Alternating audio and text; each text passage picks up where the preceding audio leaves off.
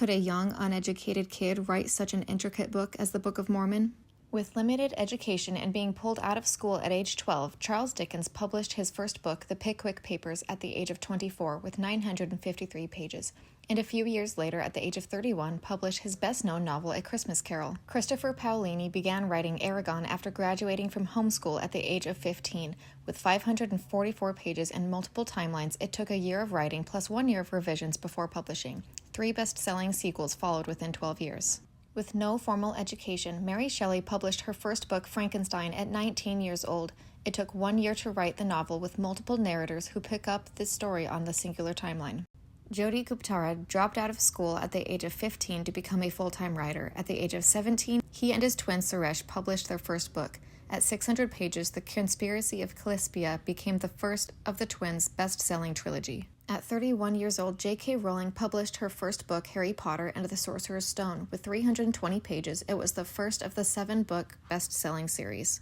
Gilbert Hunt was about 35 years old when he published his first and only book, The Late War, the 247-page historical nonfiction novel written in King James biblical language. Published 1 year after the war ended, it was written in less than a year with historically accurate dates, names, and battle details such as interchanging leaders, locations, and casualties. And until at least 1820, it was used as a textbook by schools to teach the history of the recent war.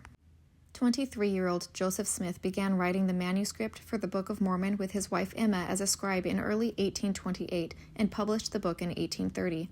His mother recounted that before Joseph ever got the gold plates, he would occasionally give us some of the most amusing recitals that could ever be imagined. He would describe the ancient inhabitants of this continent, their dress, mode of traveling, and the animals upon which they rode, their cities and their buildings with every particular. He would describe their mode of warfare, as also their religious worship. This he would do with as much ease, seemingly as if he had spent his whole life with them. Joseph went on to write many more publications, such as the Doctrine and Covenants, the Book of Abraham, and a new translation of the Bible. So what do you think?